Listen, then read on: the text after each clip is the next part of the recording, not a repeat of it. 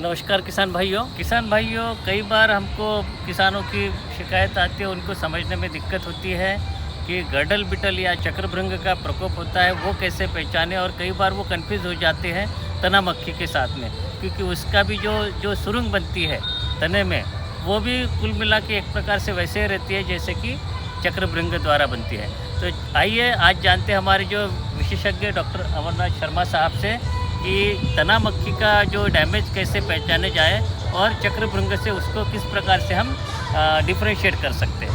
तो sir please बताइए। देखिए, आपने बड़ा सही प्रश्न किया अभी कि आमतौर पे किसान भाइयों को कन्फ्यूज़न होता है, ख़ास तौर से जब फसल छोटी रहती है कि ये तना मक्खी से मरा है या किसी वजह से मरा है। तो यहाँ मैं आपको स्पष्ट कर दूँ, आप ये पौधा देख रहे हैं, इसमें जो शुरुआत के जो सिम्टम्स हैं, जो लक्षण हैं, वो पत्तियाँ मुरझाने लगती है।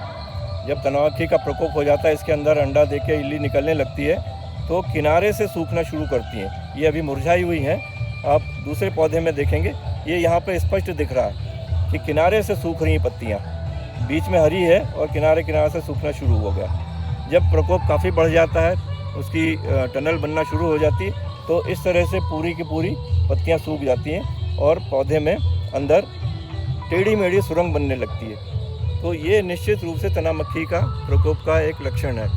इसमें कभी कभी एक और बीमारी की वजह से भी इस तरह से देखने को मिलता है, लेकिन उसमें पत्तियां किनारे से नहीं सूखती हैं, पत्तियां पूरी की पूरी सूखती हैं और जो ये हिस्सा है, जो कि ज़मीन के पास का हिस्सा है, वहाँ पे सफ़ेद सफ़ेद फफूंद लगी दिखेगी आपको, वो कॉलर रॉट नाम की बीमारी से होता है। तो पत्ती सूखने से ही सिर्फ हम अंदाज़ नहीं लगा सकते कि ये तना मक्खी से है कि फफूंद से। जब तक आपको नीचे फफूंद नहीं दिखे, तब तक आप ये मान लीजिए कि ये तना मक्खी से ग्रसित पौधा है। और इस तरह के पौधे के लिए आपको अगर शुरुआत में बीज उपचार कर लिया है कीटनाशक से, तो इस तरह का डैमेज आपको तना मक्खी से नहीं मिलेगा।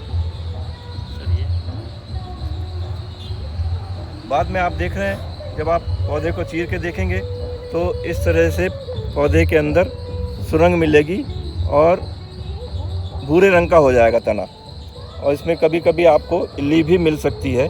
ये अभी काफ़ी दिन हो गए इसको सूखे ग्रसित हुए, तो इसमें से इल्ली एग्जिट होल बना के उसका वयस्क निकल गया है। तो इस तरह के पौधों को आप बचाने के लिए बीजोपचार करना बहुत आवश्यक है।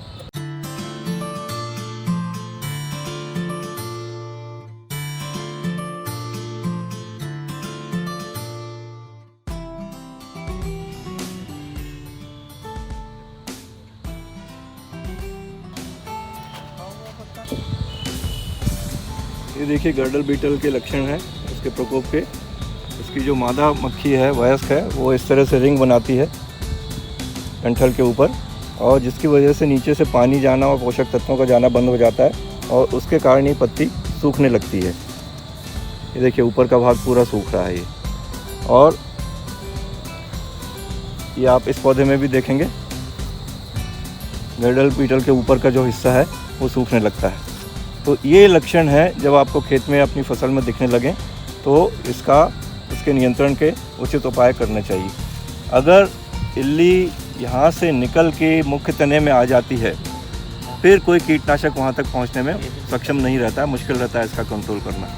तो जब ये इल्ली इसके अंदर है, छोटी सी डंठल के अंदर, तभी हमको कीटनाशक का प्रयोग कर लेना चाहिए, तो उसका समुचित नियंत्रण हो सकता है। ये देखिए और सूखी हुई पत्ती है। अब इसमें से जो दिख रहा है मुझे कि गर्डल के ऊपर का भाग पूरा सूख चुका है और नीचे यहाँ पे संभवतः इल्ली होनी चाहिए कहीं।